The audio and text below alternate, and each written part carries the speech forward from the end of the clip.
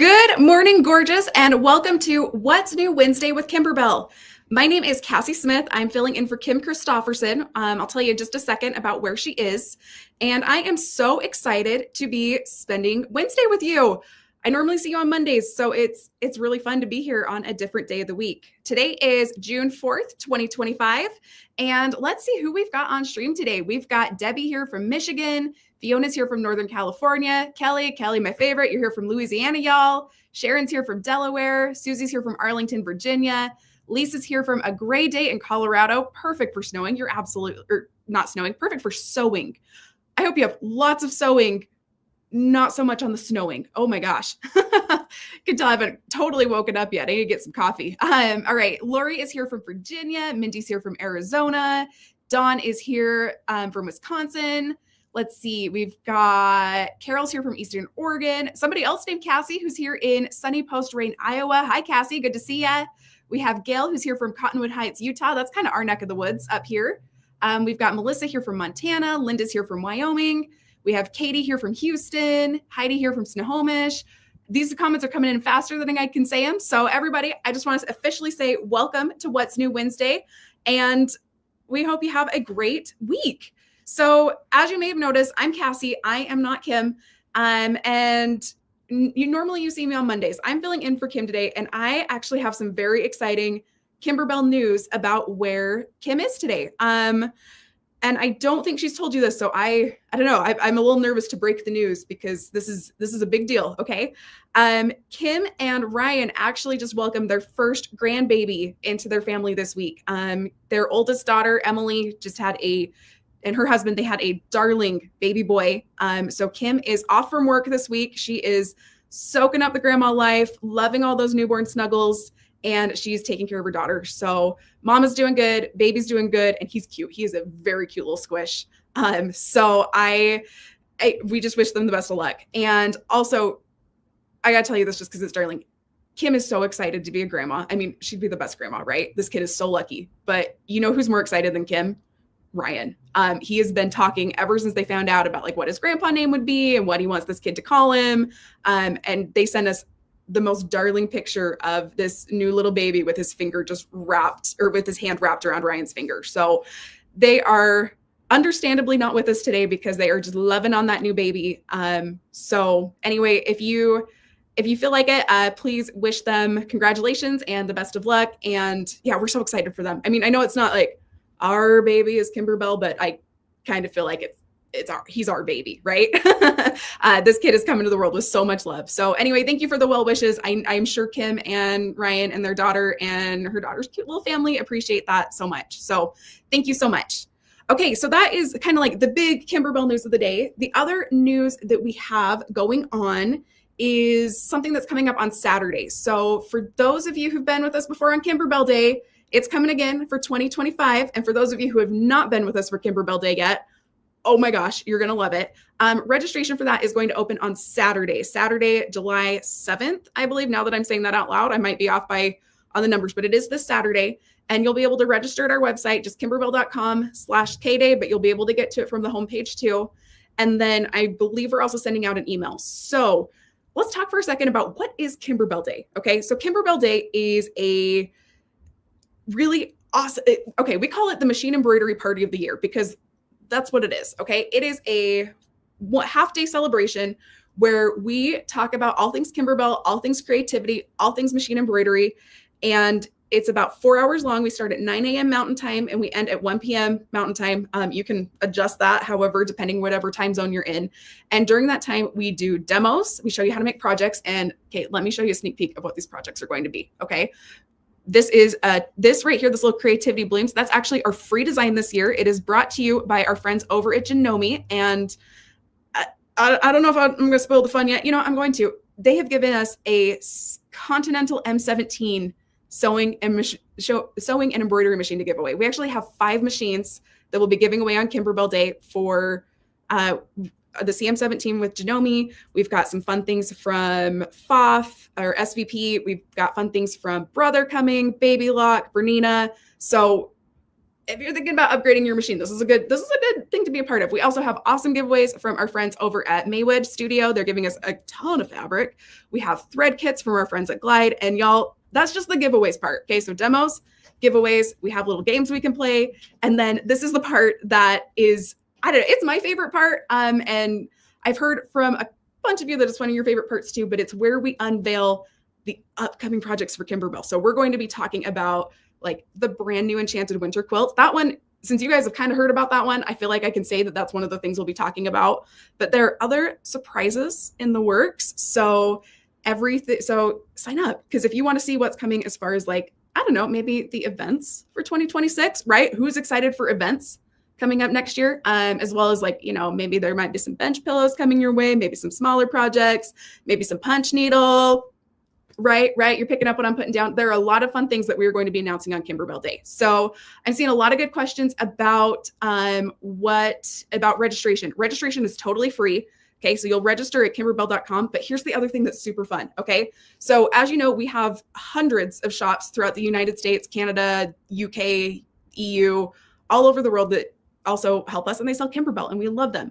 Many of those shops also host watch parties. Okay, so what you should do is when you register for Kimberbell Day, you'll need to register so that you can get that cute free design, that Creativity Blooms one right here that Denomi is helping us out by sponsoring. You'll get that one for free, but to do that, you need to register for Kimberbell Day so we can put it into your Kimberbell library. But you should also check. Okay, you should check and see what your local quilt shop is doing, because a lot of them are hosting watch parties, and they'll have more games and more prizes and more fun things. Like some of them do Kimberbell events that day, some of them do classes, and it's so much fun. Okay, let me look at, I know we've got some more questions coming. Anita asked, is there a limit to how many can attend? No, here's the thing. Last year we had 21,000, almost 22,000 people join us. I think we're going to have more this year. I mean, you saw the free design. It's so stinking cute. We had I want to say we had 220 quilt shops hosting watch parties. And that was all over the world. We had them in the US, we had them in Canada, we have our friends at Stitch by Stitch in the UK, we have, I always butcher it every time I say your name, but we have a darling shop in the Netherlands that hosted a party. So people from all over the world come, and it's super fun. So you can watch it at home in your comfies, totally fine. But if you really, really want to be part of the fun, go to a quilt shop and be part of one of those watch parties. Okay. Let's see. I've got, Gail, thank you for the ringing endorsement. Yay, Kimberbell Day. We're going to have so much fun. You totally are. We've been planning this one for months, so it's going to be super fun. And Pamela asks, do you have to watch the whole time? She has grandkid activities that Saturday. So here's the thing. You don't have to. Okay. It's a lot of fun to watch it live. Okay. And especially, like I said, if you're going to one of those watch parties, live is the way to be. But the cool thing is we will keep it up on our YouTube page. Like you can even go watch last year's if you're feeling, like you want to sit and watch 4 hours of announcements for events that already are out. But you can watch when you can. And if you're there live, there will be some games that you'll be able to participate in like we had last year. And you know what? If you want to watch it later, that's also totally fine. Okay, so this is a good question. Thanks, Kimberbell, for chiming in. The registration will open this Saturday, June 7th, and Kimberbell Day is on July 26th. I don't think I said that. So there you go. And Brenda, oh my gosh, you're cracking me up. Never been to one, so you better get your house clean Thursday and Friday so you have all day Saturday free. I love that. I love that so much. Okay. Let's see what else. I saw a couple other questions. Okay. Cheryl asked, will there be Kimberbell Day merchandise available to purchase? Yes, there is. And I actually have a picture for you. Okay. We did a little photo shoot, and they must have been desperate for models because they asked me to be in it. So, but this shows off the projects we're making as well as the merch. Okay. So first off, we're going to have the t-shirts in this navy blue and this white color. Okay. So 2 different sizes, or not 2 sizes, 2 colors, lots of sizes. So whatever size you are, there's a Kimberbell shirt for you. Then we have this little notebook that Callie's holding here all the way on the very end on the left, which is super cute. Okay. The projects that we're going to make, I already showed you the tote bag. I don't know if you can see on the tote bag that Kim's holding that there's a little keychain hanging off of it. Jenny's holding a couple of them too. That is going to be a special punch needle kit that we're releasing for Kimberbell Day. And it actually has 4 little keychains that you'll make all together. And so you can choose if you want to have that, all 4 of them for you, or maybe you want to give 1 to you and 1 to a friend. And then there's also the other project we're going to be making are these little leather snap trays. Y'all made them in the Bella box a little bit ago. So we're bringing them back in new colors. That's the one I'm holding and the one Jen's holding here in the center. And then if you look all the way over on the right, Ginger is holding a tumbler. And I think this is my favorite of all of the Kimberbell Day merch, but we will be selling that tumbler for Kimberbell Day as well. Okay. Let's see. Oh, and Jennifer, this is awesome. She has that machine I was just talking about, that CM17 from Janome, and she says it's awesome. And I haven't had a chance to test drive one yet, but in looking at them and learning more about them, like this machine is crazy. Okay. Betty Jo asked a really good question. Is this What's New Wednesday? Yes, today is. Oh, you know what? I never took the picture off the screen. I'm so sorry. Okay. Yes, today is What's New Wednesday. I'm Cassie. I'm filling in for Kim because she just had her first grandbaby this week. So she is not in the office today because, or, you know, she's not doing work things today because she's doing the most important thing, and that is snuggling that cute little guy. So, okay. So yep, that's announcements. Oh, and then the last announcement I guess I have is to check the Kimberbell deals of the week. If you just go to kimberbell.com, there's little tabs across the top. There's one that says shop, one that says resources, and one that says deal of the week. And those deals start on Monday. We announce them on Don't Miss Monday. That's my show that we do on Mondays.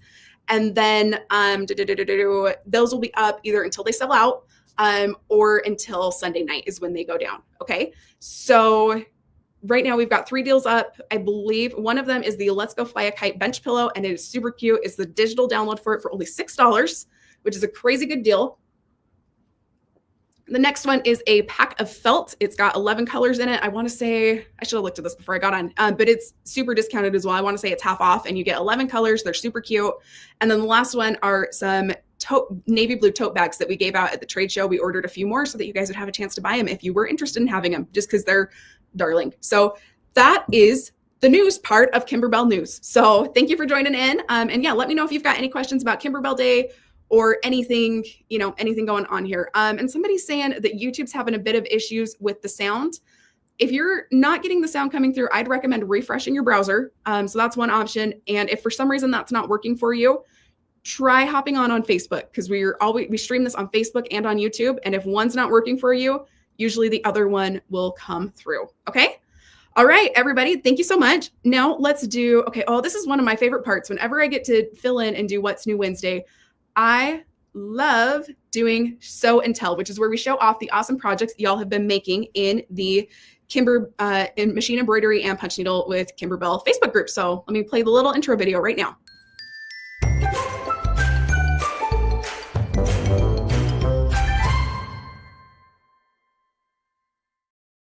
I just love that. It's just so cute and perky. Okay.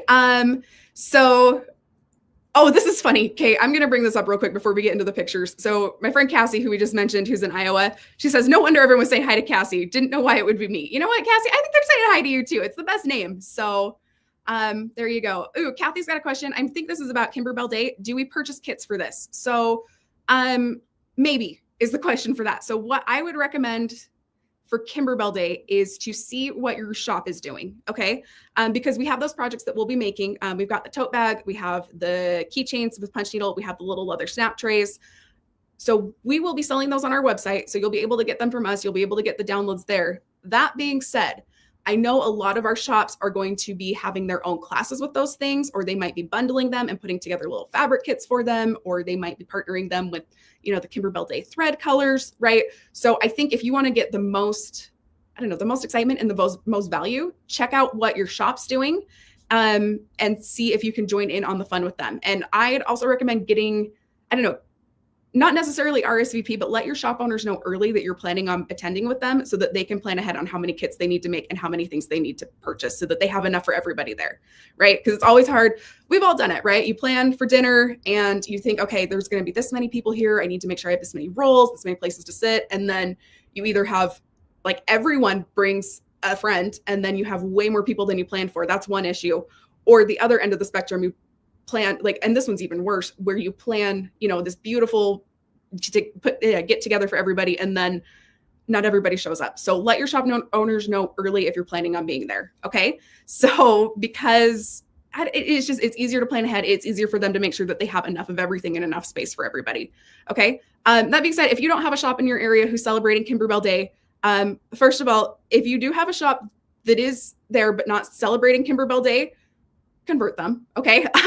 It's free for them to host. We'll hook them up with some goodies that they can use to give away at their own watch parties.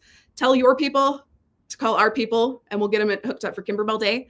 But if you really I know some of us are in rural places, right? Or maybe you just aren't in a place where it's convenient to get to a shop, maybe that's just not possible for you, you can totally watch from your house. You can watch from the comfort of your own home in your pajamas, and you'll be able to order everything we talk about on our website. You'll have to do your own fabric. That's the downside of not being at a shop. But I have a feeling there might be some of you with fabric stashes.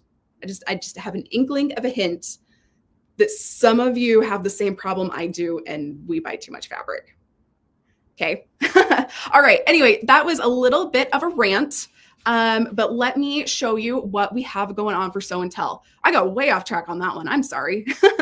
Okay. So the first thing I wanted to show off, this is one of the first things that popped up in my feed this morning. And I remembered, oh my gosh, it's the start of a new month. We have a new DDE block happening. So I want you to take a look at Janice's block and how she did these flowers, and look at the colors she picked. Okay. That's been my favorite part about DDE this year, is seeing everybody put kind of their own little creative spin on it. Okay. And just the way she's got these blues and these purples and these pinks and like this poppy red color going on. So pretty. Janice, you made my day. Okay. The next DDE block I want to show you, because I also thought this one was just so cute. Okay. Zoe says she's got her first one done, because you'll make 2 of each block for it, right? And she didn't necessarily love the white flowers, right? Because these purple flowers are originally white if you follow the instructions to a T. The beautiful thing is, you don't have to follow the instructions to a T. You can do what works for you. And I know some shops put together their own, like kind of their own fabric kits that are a little bit different, so their shops stand out. She wanted purple, so she added some purple, which is so cute. Like the purple and the yellow and the pink, and just, it's gorgeous. So Zoe, good job. Okay. The other group of people that I want to say good job to is, we're starting to see finished Star Spangled Beauty quilts come in. And you guys, they're stunning. Okay. Like, I got to show you Glenda's. Okay. Look how pretty it is. And she's got it on a ladder, and it just like, it looks picture perfect. Okay. This is a textbook, stunning, gorgeous quilt. Glenda, you did so good. And I love this. So nicely done. Okay. The other one I wanted to show off, I've got one more Star Spangled Beauty I want to show you. Just because I thought this was really cute. Okay. So you know how there's the block towards the bottom of the quilt that has the map of the United States?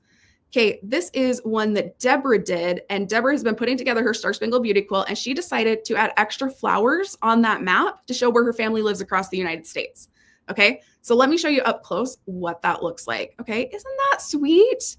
Okay, so she's got more flowers here based on where her people are. So every time she looks at that quilt, she can know, okay, she can think of the people she loves. So I love that, and that's such a fun idea. And I don't know, just a fun way to add a little extra color and a little extra pizzazz. So good job.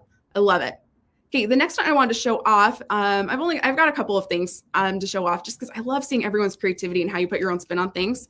Allison made this rope bowl, okay, and like, it's a process. She went off-roading with this one, which I love it when we go off-roading with our projects, okay?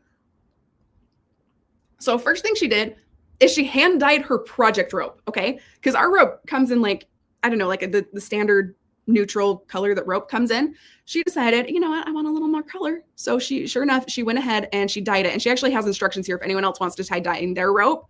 And then, so this is the base from Happy Place Rope Bowls, or no, not Happy Place Rope Bowls. It's called Happy Place Embroidery Projects. I'll show you a picture of it in just a second.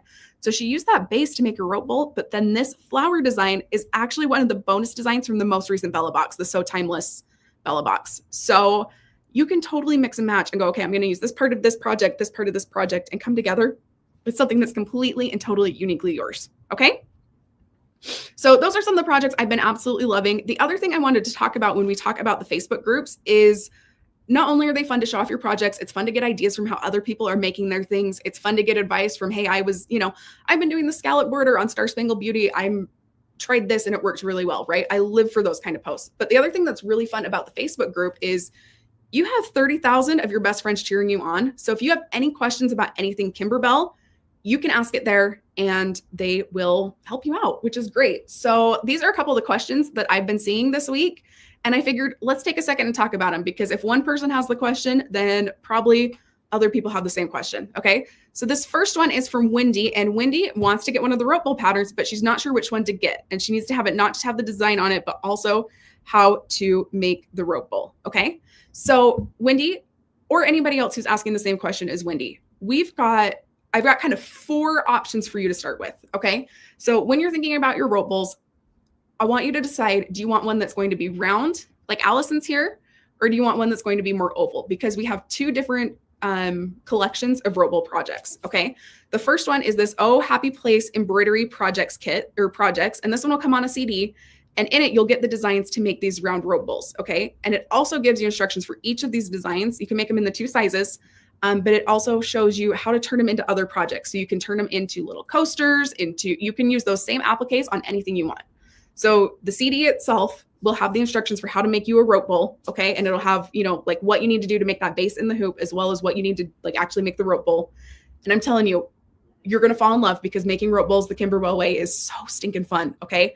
So that's your first option if you like the round ones. If you like the more oval ones, I would recommend you check out holiday rope bowls, okay, which came out just a couple months ago. And this one has these 7 designs on it. You can do them in the big size, like you can see on the Trick or Treat or the Have a Lucky Day one, or you can make them in the small size, this Happy Easter or this little, like little hearts, right? Some of them are big, some of them are small. But what's different is the bases on these ones. Again, you'll make them in the hoop, but these ones are oval. So depending which base you like better is the direction I'd go on that. Okay, so here's the thing though. When you buy your rope bowls, whether you do Happy Place embroidery projects or holiday rope bowls, you basically need 3 parts, kind of 4 parts. Okay, so first off, the designs themselves. So that'll be either the CD, right? The Happy Place embroidery project CD, or the holiday rope bowls. And this one's a digital redemption code. Okay, that's where you start with. Okay, next up, you're going to want your rope. And we sell Kimberbell project rope. Okay, and when you buy a rope, there's a lot, depending on if you're doing big bowls or small bowls, affects how many bowls you can make out of that rope. And also like how big of the rope, I don't know if you can see, like looking at this one, for example, there's probably, 12 rows of rope here. And some people really like having these big bowls with a lot of rope going on. I usually do mine only like 5 or 6 around. Okay. So my bowls are usually a little shallower. Depending on what you like to do and the size you want your bowls, depends how many you can make. But most people can stretch that Kimberbell rope from, if you're doing giant bowls with a lot of rope, you're probably going to be able to make 2 to 3-ish. If you're going for smaller bowls though, or ones that have fewer layers, I think the last rope I did, I got like 5 bowls out of it. So that's something to keep in mind when you're deciding how much rope you need. Okay. Then the other thing, the stabilizer that you'll use for this one, how you make the base of those ropes, or how you make the base of the bowls, is you'll use our shapeform, and it's basically like a thick, it's not felt, but it reminds me of like a stiff felt. You'll use 2 layers of that to make your base. And again, you do that in the hoop on your embroidery machine.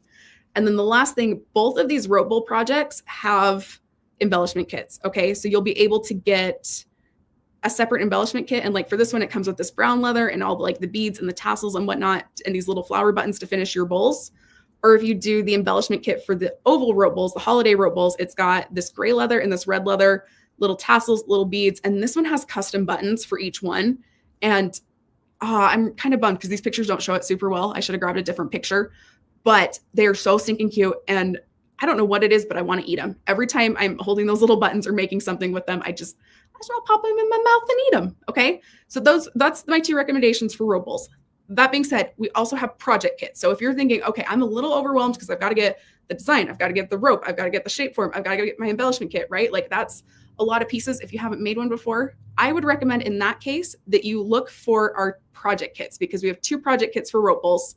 This first one is called the butterfly rope bowl, I believe, and it actually comes with everything you need to make this bowl. So it'll have your rope, it'll have your shape form, it'll have this little leather piece here, and it'll have the fabric you need, okay? And the design, of course. So you'll be able to do all of that self-contained kit ready to go. And then the other one we have, and this one's cute, this one's called Home Sweet Home. And again, that kit is standalone. So it'll have your rope, it'll have your shape form, it'll have your fabric, it'll have your embellishments. So everything you need to make that specific bowl. So those are your options, I guess. You could do Happy Place embroidered projects, which is the round one. You could do holiday rope bowls, which is the oval one, or you could do the project kits, which are self-contained. Okay. Did that answer those questions? Let me look real quick just to see if there's any other questions about the rope bowls. Okay. Oh, and you know what? This is a good point. There's also a 5th one. There's a square one that's part of our Hoop Studio one for May. I don't know I think we still have those in stock, so that's an option too. So if you look through the Machine Embroidery with Kimberbell group, you'll find pictures of that one too. Okay. Let's see. Oh, Jana. So she's bought the bowl kit, but hasn't mustered up the courage to start yet.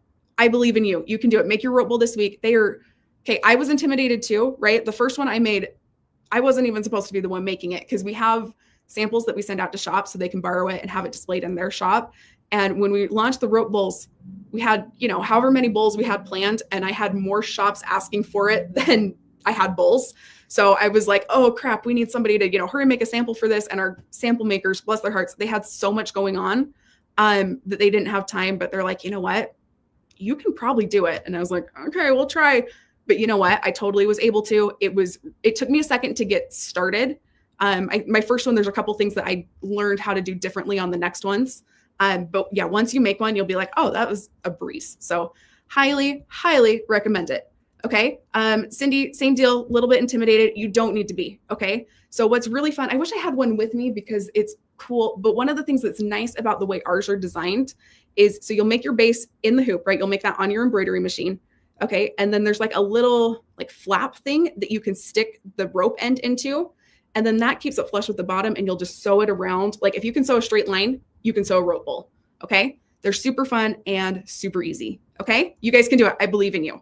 Okay. Next question I got that I wanted to talk about is, let me find it real quick. And this one, I feel qualified to talk about this one because I've done this before.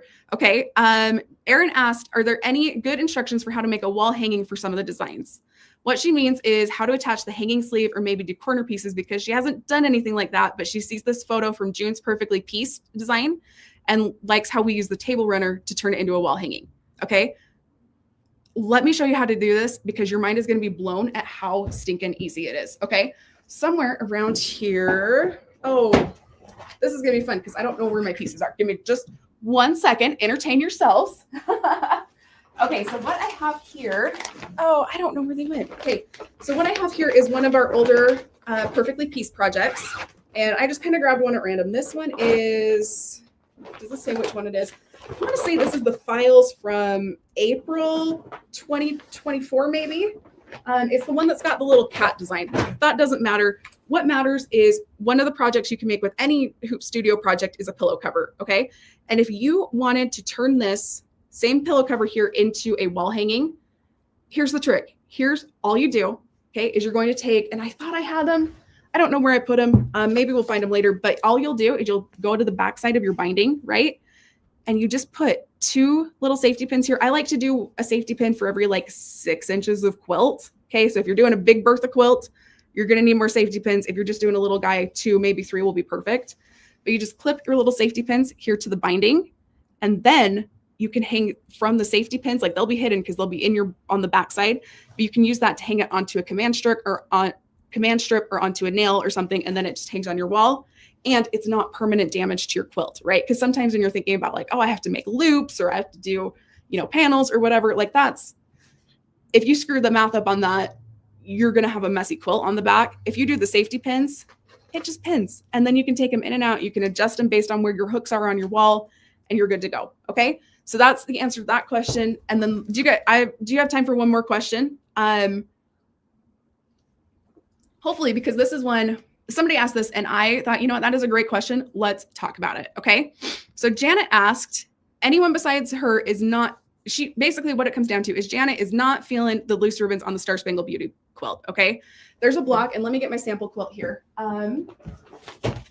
So one of the blocks on this has some little ribbons hanging off of it. Okay. It's this one right here, and it's got these ribbons. Okay. And you know what? We all like different things. Some people absolutely love these. Some people, like Janet, might not necessarily be her thing. Okay. So she's trying to decide, what can I do here instead of this? Okay. One of the things that I love about Kimberbell projects is that you have the ability to mix and match. Okay. So what I'd recommend, if you see a quilt, okay, and you're like, I love this, but this block in particular isn't doing it for me, or this block, or, whatever, you have the freedom to switch things up. So a couple of ideas, if you're looking at this block right here, what I'd recommend. Okay. So first off, I'd think to myself, or if I was talking to Janet, I'd ask her, what about this block isn't doing it for you?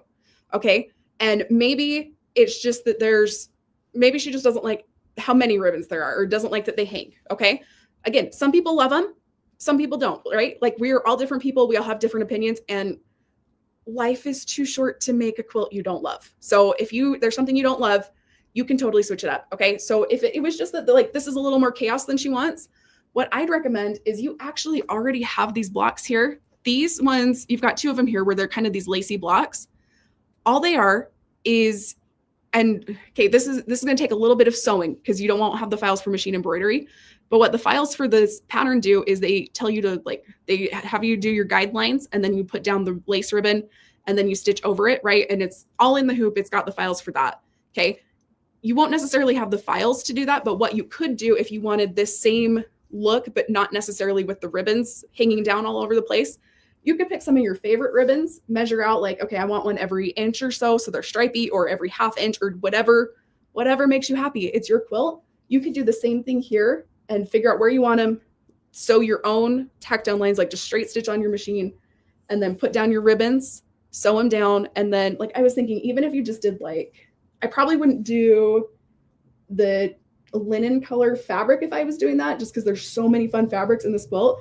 But even if you just did like the word ones, right, going down straight, or the word ones and a couple other select few, so it's like a little less busy, that would be super cute. Okay. The other thing you could look at, okay, is look at what size of block this is. Okay. So this one ends up being 8.5 by 10.5. Okay. So what I'd look at is what other blocks do I have in my Kimberbell library that'll fit that size. Okay. Let's see, where'd you go? Sean brings up a really good idea. She used other blocks from Red, White, and Bloom, Star Spangled Celebration, and others. So if you've got, I know a lot of you have very rich Kimberbell libraries, right? You've been with us since the beginning. So you can go ahead and look in your other designs and see, you know what, maybe I don't love this particular block, but I'm going to find another block that's the same size and put it there. And then my quilt has my own little unique spin on it. Okay. So that's totally something you can do. Heidi asked, are all of the ribbons in the kit? Yes. So all of these ribbons come in your embellishment kit. Okay. Oh, that one's flying away. Okay. The other thing I'd look at when you're doing a little bit of off-roading and making your own Kimberbell Day patterns, or not Kimberbell Day patterns, but when you're putting your own spin on Kimberbell patterns, is look at where things fall in the quilt. Okay. So for example, I'm going to show you, it's easier to see on the book because we can see the whole quilt at once.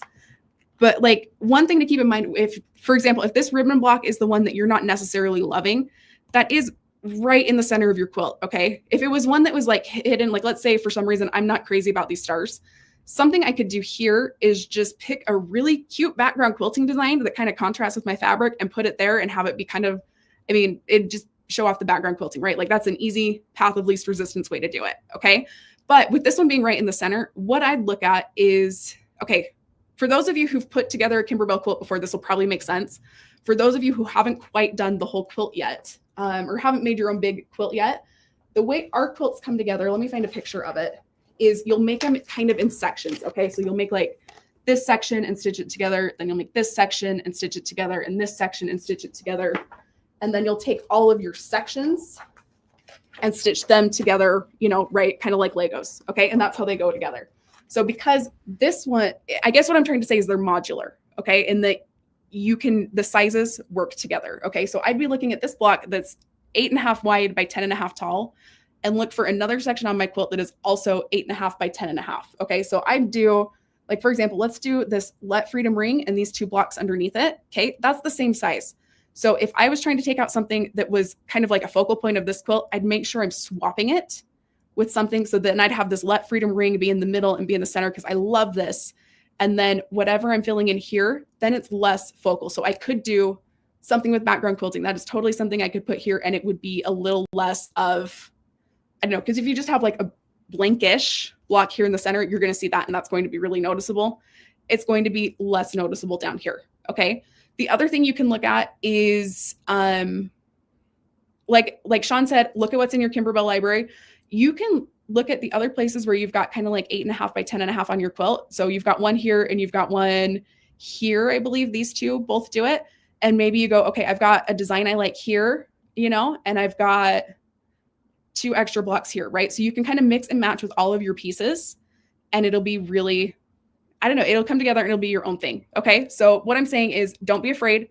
Feel free to mix and match, or oh my heck, feel free to, you know, maybe there's a lot of blocks you don't like on something. Feel free to make a shorter version. This would still be super, super cute. Ooh, I love this idea from Heather. You could have a firework rocket design in the block and then have some of the ribbons coming off of the end streaming down from it. I love that idea. Okay. Mary says that she would weave the ribbons. Totally. So yeah, what I'm saying is, I don't know, like there's a quote from Mary Oliver. She's a poet, and it's, what are you going to do with your one wild and precious life? Okay. And everyone has their own answer to that question. But my thought is, life is way too short to make a quilt I'm not absolutely in love with. So if I can switch a couple things up and have it be the way I want it to be, then let's do it. So don't be scared of going off road. Don't be scared of coming up with your own instructions. You can do it. I believe in you. And then put what you do in the Kimberbell Facebook group so we can all see it and all get ideas. So I've seen some people do really fun things where they take, a full quilt and turn it into mini quilts, or I've seen them take the mini quilts and turn them into, ladder quilts. There's no limit to the creativity. So you can do whatever makes you happy. Okay. Sean, I love this. Be a rebel, be creative. Absolutely. Okay. That's the best advice. Okay. Denise asks a question, and it is a really good segue into the next part of the show. Are there new background quilting designs to show us today? Absolutely. Okay. Let me show you this one. And okay, my jaw dropped when I saw it. Okay. And I had a project that I made over the weekend, over the last couple of days. I wasn't planning on quilting it. And then when I saw this design, I was so sad that I had not given myself enough time to quilt it before today, because look at this. Okay. This is called Stars 13. It is a large scale background quilting design. So it's an all over design. And oh, look at those little sparkles. It's just cute. It's the perfect mix of swirlies and sparkles and stars. And so that is on the Kimberbell website today. Okay. So yeah, that's background quilting. Okay. Any other questions we have going on? Okay. Perfect. Yeah. Ooh, Tamara, I'm not totally sure how to say your name, but Kim did a great tutorial a few weeks ago on What's New Wednesday and how to change up a project. I want to say it was one of the March ones. So if you look through What's Through Wednesday, look at the March What's New Wednesdays. One of those will be the instructions for how to do that. Okay. And social team, if you can find that one, that would be awesome if you could find the link to that one. Okay. But yeah, those swirls, let's look at them one more time, and then we'll move on to kind of like the last part of this. Okay. All right. Swirls. That was only for a second. Here we go. This is them for a longer second. Aren't those cute? I don't know how the background quilting team keeps coming up with these awesome designs. They look so good every time. Okay. All right. So our social team found that video. Wrong comment. I'm sorry.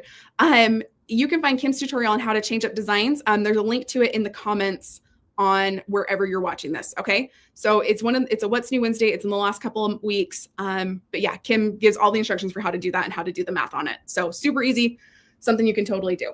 Okay. So speaking of changing up projects and doing them your own way, I actually did a little bit of my own Kimberbell off-roading, and I wanted to show you how I did it in case that's something you wanted to try. Okay. So a little bit of background information. I am the self-declared queen of one hoop wonders. Okay. This is a book of quilts that we launched, I don't know, probably about almost a year and a half ago. And I don't know, maybe it's just because it came out right around the time I started working at Kimberbell. It was my first big machine embroidery project. Or maybe it's because they're really stinking easy to make. Okay. But what One Hoop Wonders is it's a book of designs that have these big appliques, right? There's a couple of different ones here, and then you repeat them, and it gives you a couple different ways you can line them up. They're all super cute to make these quilts. And what's fun about the way they're embroidered is they're not, okay. Sometimes when you do your embroidering, they're super dense, right? Okay. Which is great. It's super pretty on a wall hanging, but they're scratchy. Like they're the wrong drape, the wrong texture for snuggling, right? Like you wouldn't, this quilt is absolutely gorgeous. Okay. I wouldn't snuggle with this quilt. Okay. This isn't one to put on your couch and be like, okay, I'm going to watch a movie with it, right? This is a decorative quilt. Okay. I wanted to see what I could do with this quilt though, to make it a little bit more snuggly. Okay. So I absolutely fell in love with these star blocks here. Okay. I am a sucker for a good star block. Okay. Sawtooth stars, Missouri stars, Salt Lake star, whatever kind of star you got, I will be on board. Okay. So I was looking at these little stars and I was thinking, hey, I wonder if I could adapt what's in One Hoop Wonders and use these little stars to make my own, like, I don't know, mash up Star Spangled Beauty One Hoop Wonders quilt. Okay. So let me show you the top of it, because I did actually get the top of it done. I didn't quite get to the quilting. but we'll save that for a different time. Maybe I'll show you on Monday. Okay. Let's see if I can do it. The other thing is I need to trim my batting. I've got my quilt sandwich made. I just haven't, I don't know. I haven't wrangled my batting yet. Okay. So this is what I came up with. Okay. And I need to give like mad props to Shira in our project or our product development area at Kimberbell. She is a wizard. Okay. She teaches all of us at Kimberbell how to machine embroider. She teaches us how to make our first mug rug. She knows everything.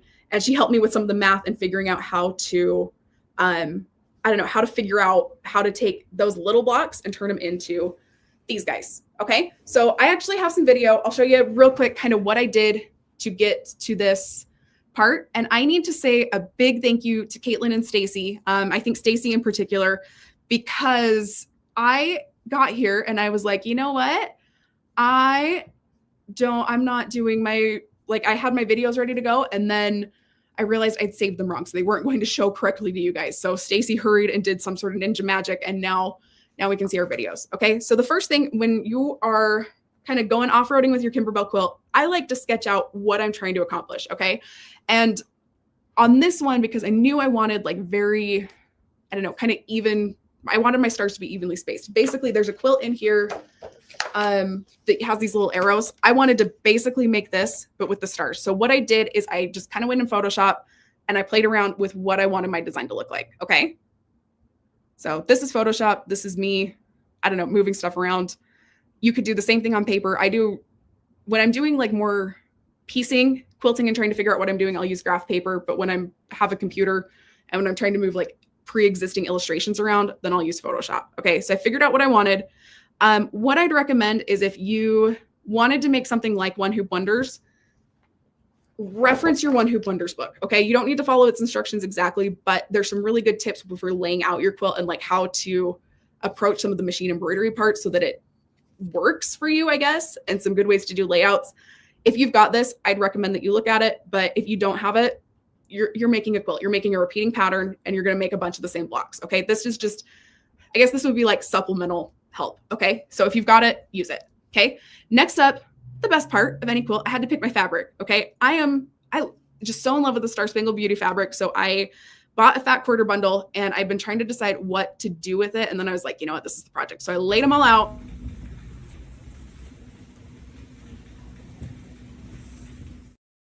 That one's not going to be a part of the quilt because I'm going to use it for my binding later. Okay. Next up is I pulled out my Star Spangled Beauty instructions. I found the star blocks themselves are on page 40.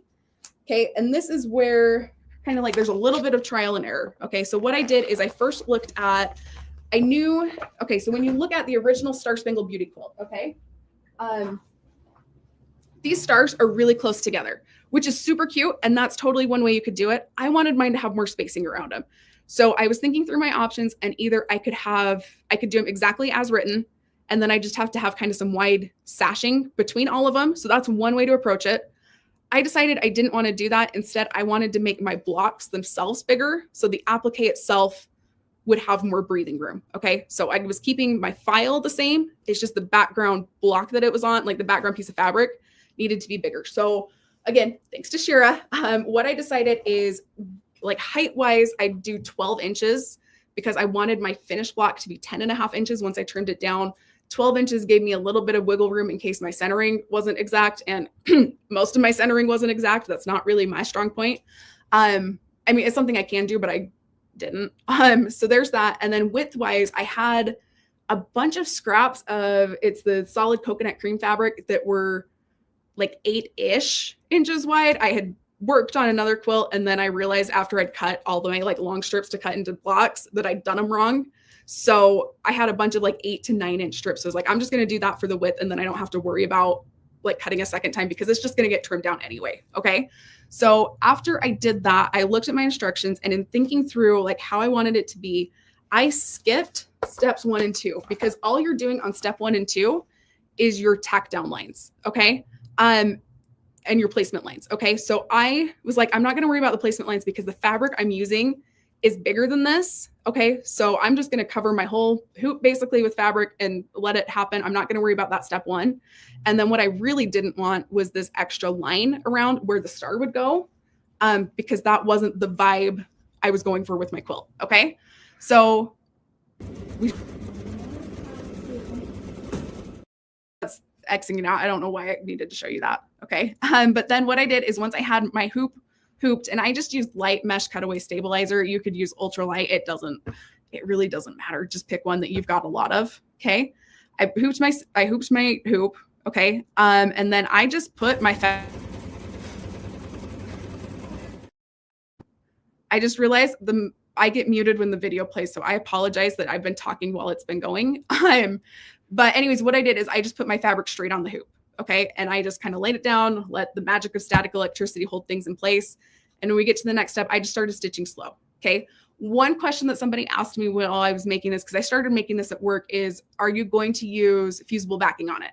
Okay, and we have fusible backing that you can iron on the back of your fabric before you start quilting or before you start embroidering. And what's really nice about it is it helps prevent puckering, right? Because sometimes you get going and as you're stitching, like your thread is so dense that it kind of like puckers your fabric a bit. That's fusible backing adds a little bit more stability so that you don't have that going on. And here's the deal. I didn't use it for this project. It wasn't the vibe I was going for. If I'm making a wall quilt or I'm making a table runner or something more decorative, then absolutely, I want that to be crisp. Okay. I don't want any puckering. I don't want any little wrinkles. I want it to be pristine. Okay. Because this was going to be more of a snuggle quilt, I don't care, right? The whole point of this is that you want it to be cuddly and soft. And so I like having that quilt crinkle that it's inevitably going to get when it gets washed. So in that scenario, because of that, I chose not to use any of the fusible backing. Okay. So once I had it in my hoop, or just like my background fabric, then I just followed the instructions, okay, as written. So we'll just start stitching step number 3. Okay, so skip ahead on your machine to step number 3.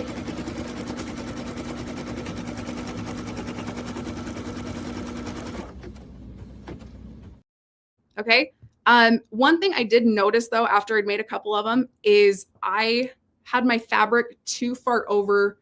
I mean, like not too far over, it didn't matter, but my fabric was really far over to the left. Like you can see it in this video, right? It completely covers that left side of the hoop.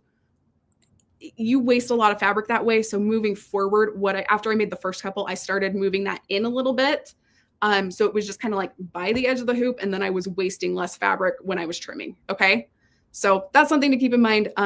That's what happens when you don't do your placement lines. Okay. Is I was kind of shooting in the dark. Something to keep in mind. Okay.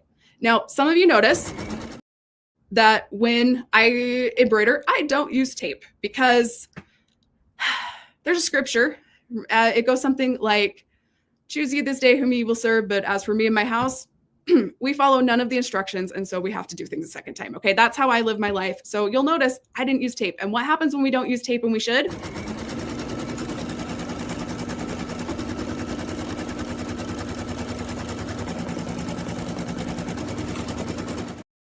Things get caught, it's a mess, and it doesn't lay the way you need it to. So then you will do my next most common thing I do when I'm sewing, a little bit of seam ripping.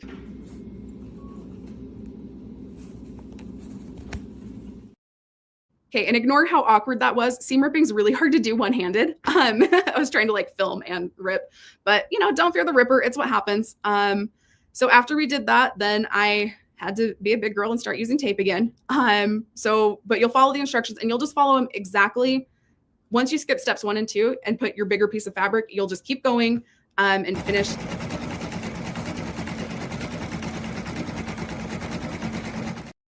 Okay, and at the end, you will have a whole stack. I was making 9 blocks, so I ended up with 18 of these little half stars. Okay, so what you're gonna do is and I just realized something. So I made the first part of them at work, and then I came home and made the rest of them. And I forgot to show you a very important step in the process. Okay. And I think you'll resonate as to why this step might be more important than the tape. Okay.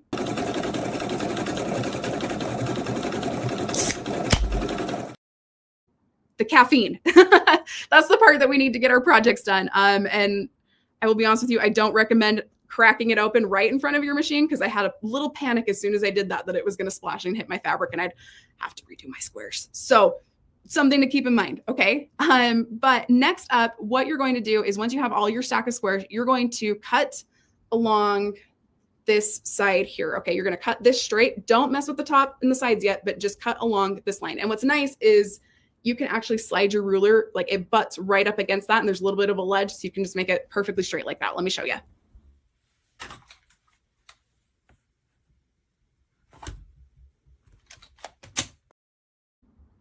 Oh, okay, apparently I cut the video before we got to the actual cutting part, but y'all have seen a rotary cutter before. You just slide it right up. Works like a charm, okay?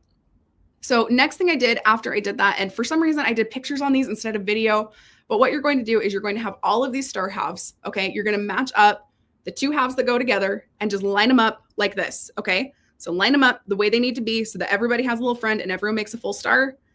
Fold them on top of each other. The instructions, I think, say to pin them. I'm going to be upfront with you. I only pinned the first one because I realized with how much bulk there is, like when you look at, I don't have one that's cut, but you've got, like you've got your 2 layers of fabric because they go over each other. You've got a layer of stabilizer. You've got your background fabric. You've got some thread. Like it's kind of bulky right there. And when I was pinning it, it was puckering, like it was getting things a little wavy just because there were so many layers to go through. So I maybe wouldn't pin. I like the little quilt clips. Those seem to be working fine. And then after I'd done a couple of them, I was like, you know what? I've got this. I'm just going to go careful and not pin them. And it, for the most part, was fine. Okay. So that's the next step. And then once you have all of your star blocks finished, you'll just lay them out and figure out kind of like what pattern design you like. Okay.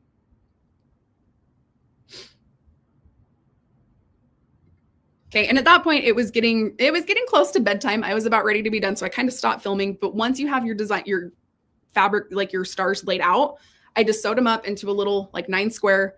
And then I added some, I think they were 6-inch borders around each side just so it could hit to that 40 by 40 inch. Because if each of these blocks are 10.5 by 10.5, when you stitch them down, I needed 10 more inches to hit 40 by 40, which is what I was aiming for.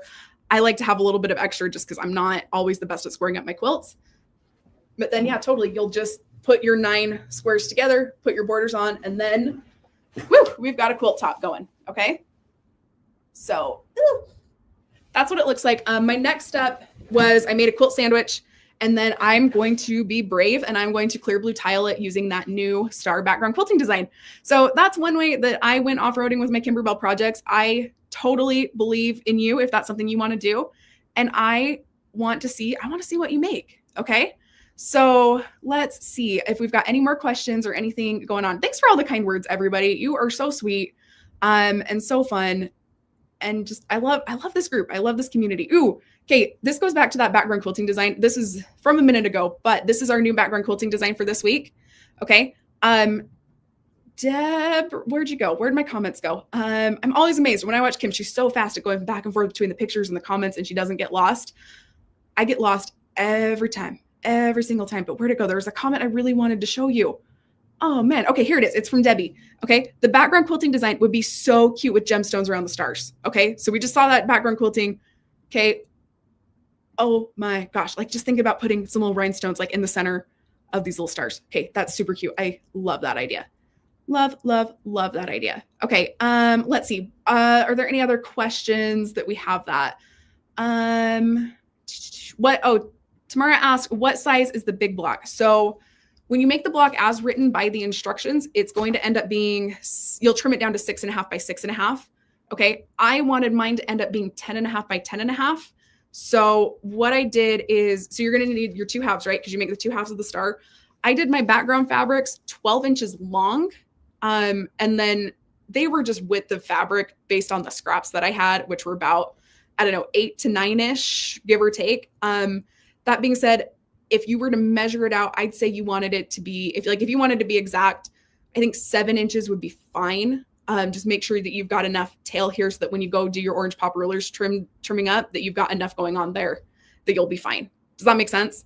So yeah, but I had my finished blocks be 10.5 by 10.5. And the cool thing is when you're off-roading, you can choose what you want it to be. So if you wanted to do 8.5 by 8.5 and have less width between all of them, you totally could. You've got all these options for sure. Okay. Let's see. Trying to think if there's, I'm seeing if there, Rita, I learned to embrace my seam ripper. Absolutely. You know what? It is my best friend. I can't do anything without my seam ripper. I'm too impatient for it. Okay. Lisa asked, can you give us the math to do these blocks for 1 hoop wonders? Yes. Okay. So this is roughly how I figured it out. There's a little bit of trial and error. Okay. First off, I've made a lot of one hoop wonder quilts, so I'm really familiar with this math. Okay. And what I did is I just looked through, I knew the one I wanted to make, or like the one I wanted to base off of, because one hoop wonders gives you, let me see if I can find some pictures.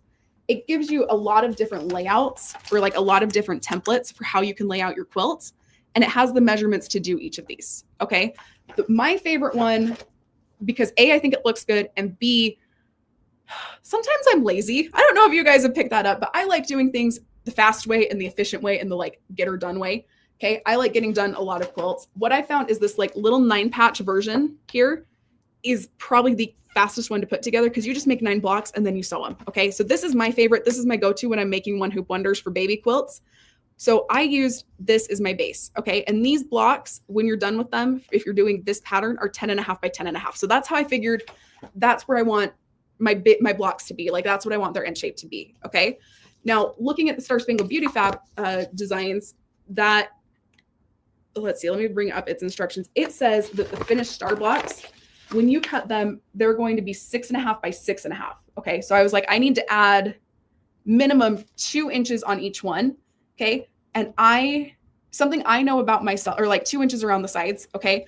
So instead of starting with the 5.5 by 8.5, like at minimum, I would have needed to start with a 7.5 by 10.5 so that I'd have that extra fabric all the way around my quilt. Okay. But the thing is, if I'm starting with a 10.5 piece of fabric tall wise, and I need my finished block to be 10.5 inches tall, that means I need to be absolutely precise in all of my lining up and all of my hooping.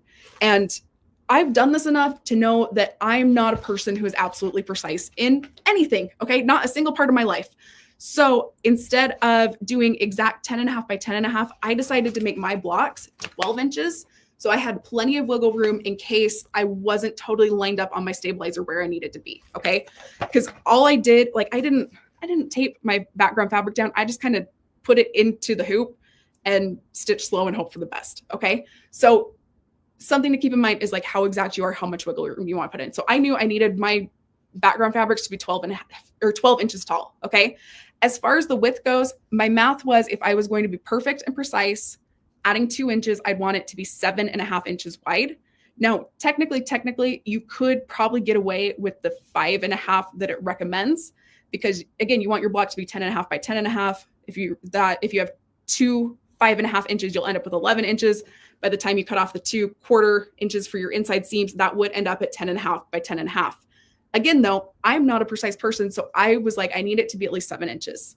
I was looking through my fabric stash, and I had another quilt that I had started cutting, and I had like not mathed it correctly. Like, we all have those days where you cut out the thing and you're like, these are all about 8 inches and I needed them to be 10 inches, right? Or just, I don't know what I was doing that day when I was trying to cut out a quilt. It wasn't working though. So I was like, I've got all these long strips of coconut cream, which matched my fabrics I wanted to use, that were about like 8 to 9 inches wide. So I was like, I'm just going to use those. So none of my blocks, like I've got a couple of them here, for ones that for various reasons didn't make it into the final quilt. They're all like a little bit, like height wise, they're all the same, right? They're all 12 inches, but width wise, they're all a little bit different. Just because the fabric I was using was different. But I think as long as you've got like a solid 7.5 inches, you'd be in good shape. I'd say probably aim closer to 8. Anyway, that's how I did the math on that. And yeah, it was a little bit of trial and error. I got very lucky in that I had Shira to help me, and she's a wizard, right? But also sometimes you're going to waste fabric, right? Sometimes you're going to try something and it's not going to work and you're going to have to throw fabric away. That's why I like to save the fabrics that I have that are not my favorites when I have scraps, because then if I do want to try stitching something out, especially with, when I don't get me wrong, I love machine embroidery, but I really like piecing quilts. I don't know, it's Zen mode. I love it. It makes me happy. I love seeing it come together. Okay. Sometimes when I'm playing with a new block or a block with Y seams, can we talk about those? Because those are not my favorite. But when I'm trying a new block, I like to stitch it out on just kind of like the crap fabric that I've accumulated so I can get a practice round in, just because I know sometimes things take me a couple tries. When I'm going off-roading with Kimberbell projects, I'll do the same thing where I'll kind of like stitch out. This one I didn't necessarily do because like I said, I have so much of this. Like I had I want to say I had like 4 yards that I had cut in the wrong widths. I was going to make a giant quilt with it, and I don't know, I mathed it wrong. So if anyone needs weird strips of coconut cream, I can hook you up. But I was like, I'm just going to use that. And I wasn't super worried about, like, I have enough of that that's a weird shape that I wasn't super worried about wasting it. So I did do a couple different tries. But yeah, that's how I did the math on that one. Did that answer the question? Okay. Janet, sorry, jeepers, so much info.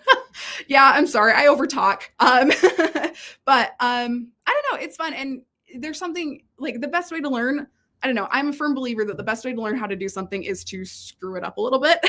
Because I mean, don't get me wrong, you learn when you follow the instructions exactly. Okay. I am so grateful for the times where I've had, like I am very blessed that I've had Kimberbell training in the Kimberbell studio with Kimberbell employees, right? People who know this stuff frontwards and backwards. They made the designs. Like, I mean, I sit next to Kim Christofferson. Let's be real here, okay?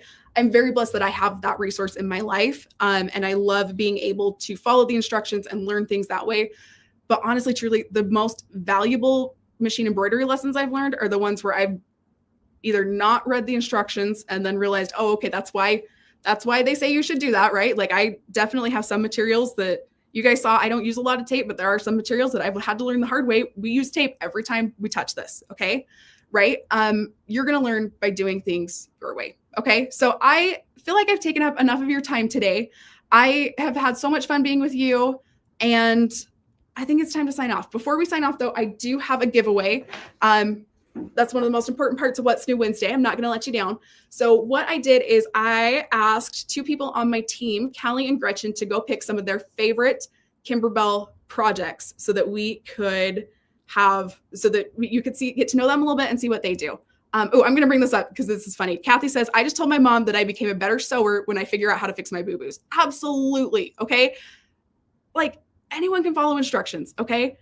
But being able to say, oh, I screwed this up. How am I going to fix this? Right? Because we've all been there. Okay. Like, maybe you guys are more organized than I am. You're more prepared than I am. But I have been there more than once where it's Christmas Eve or like the day before Christmas Eve, and you were putting the finishing touches on a quilt that you were going to give to somebody on Christmas. Okay. Or it's right before their birthday.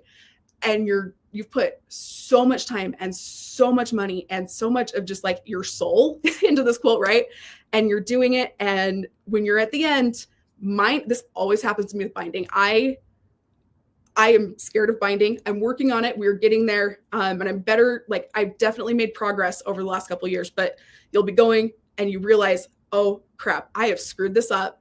And either my choices are not finish this quilt, which isn't an option because I need it by tomorrow, or I can cut, right? Like, I can just cut this part off, but then my quilt's going to be wonky and it's going to look weird. Or I can put on my big girl pants, I can get out my seam ripper, and I can figure out how I'm going to fix this, okay?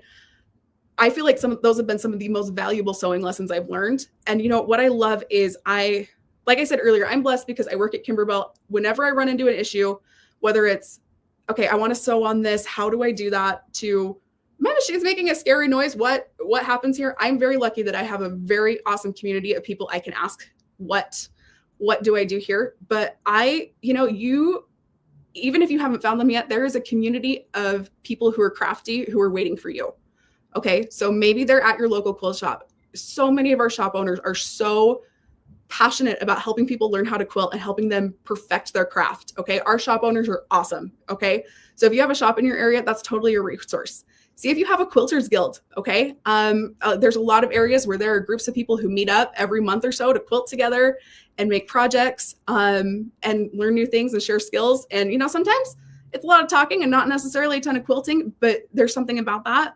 And, maybe look and see if there's volunteer groups in your area. I've done a little bit with Project Linus, and the ladies that I've worked with there have always been so nice to help me when I say, hey, happened again. I think I ruined my binding. What do I do here?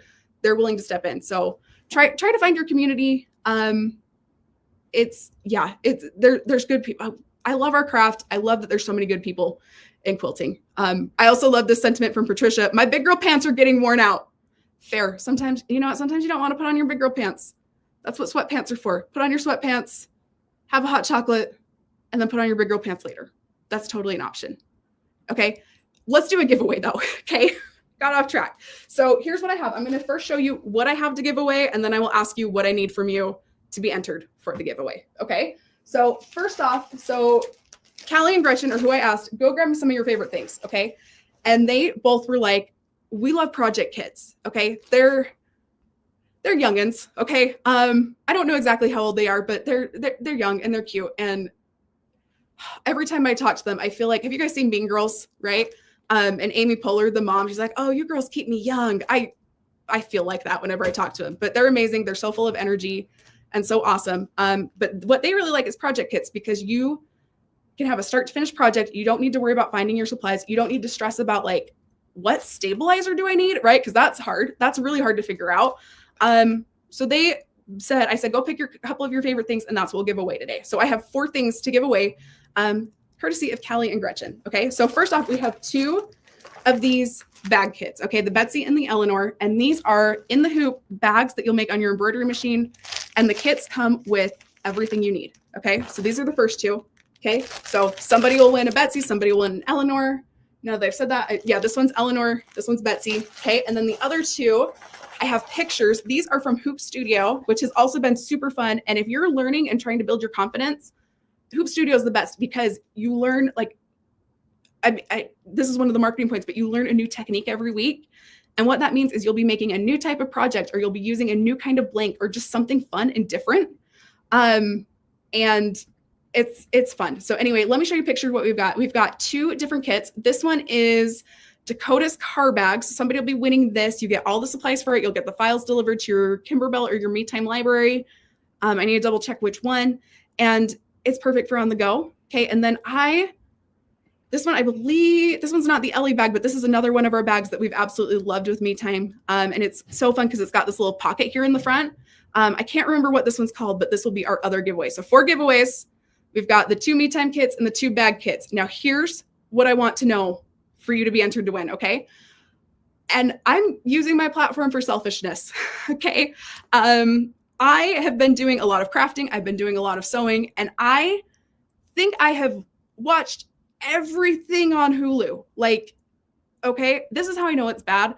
Whenever I'm like in a rut for what of something to listen to, I'll just go back to Grey's Anatomy, because there's like a gajillion episodes of it. It's always going on. But here's the deal. I'm stuck in like that rut of, I think I'm on season 13 where like Derek's dead. Sorry, that's a spoiler, but it's also been forever. And Christina's gone, and Owen's like, someone should marry me. Like, it's so boring. So here's what I'm asking. I need recommendations. What are you listening to while you're sewing? Okay. Or while you're doing housework or whatever. I'm looking for podcasts. I'm looking for audiobooks, and I am looking for TV shows to have in the background. What is your recommendation? What are you listening to or watching while you're sewing? Okay. So all you need to do, enter that in the comments. You can do it on Facebook. You can do it on YouTube, either way. And then we will pick 4 winners on Friday to win. Yes. And you know, there's some good points. Some of you are saying, don't be watching TV, go sew. Absolutely. I like having some noise on in the background. Okay. I don't know. I feel like it's just, I stay on track better if I've got something going on. So that's what I'm looking for. I want your recommendations. I'm already seeing some great things going on here. So yeah, music, podcasts, audiobooks, TV shows, whatever you got, I will take your recommendations. Hey, everybody, it has been so much fun to be with you. I wish we could do this every day. And I just want to say thank you. I absolutely love you. I love being a part of this. And Kim will be back hopefully next week. And if not, we don't blame her, because who doesn't love newborn snuggles? And just thanks again for being awesome. So as Kim always says, keep doing what you love and keep experiencing the joy of creativity. And as I like to say, go forth, be brilliant, and make things. Bye, everybody. Love ya. Bye.